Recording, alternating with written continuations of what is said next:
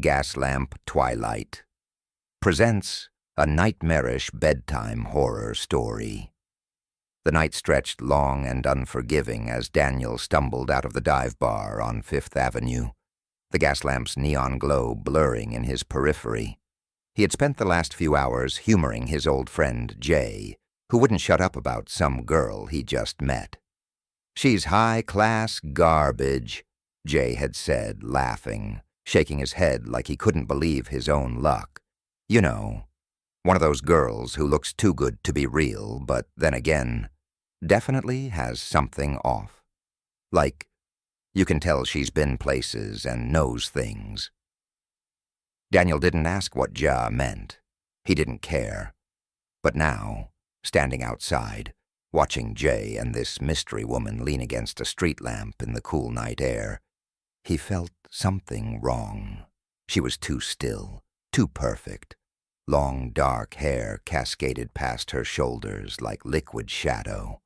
Her dress clung to her frame, elegant yet unnatural, as if stitched from the night itself. But it was her face that unsettled him most, smooth, flawless, like porcelain left too long in a fire. Her eyes didn't blink enough. Her lips parted only slightly when she spoke, like someone who wasn't used to pretending to be human.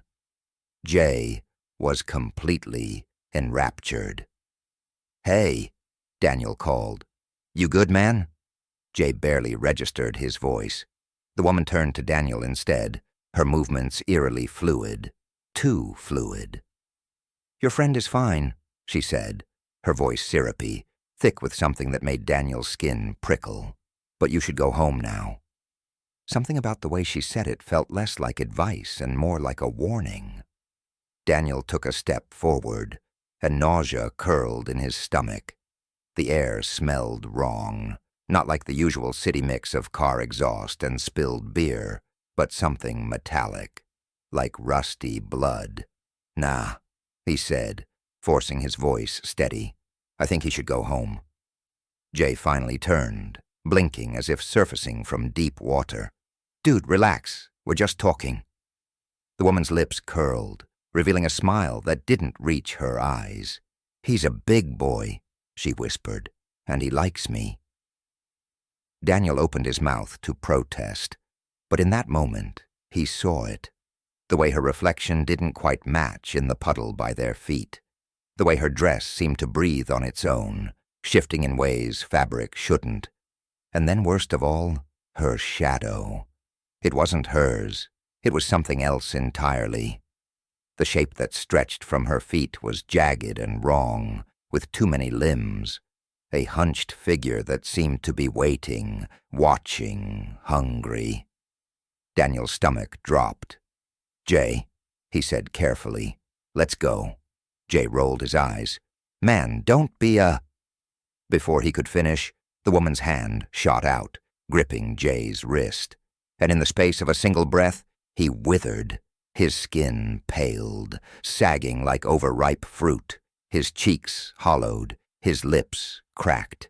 His breath came in short, desperate gasps, like air was suddenly too thick to pull into his lungs.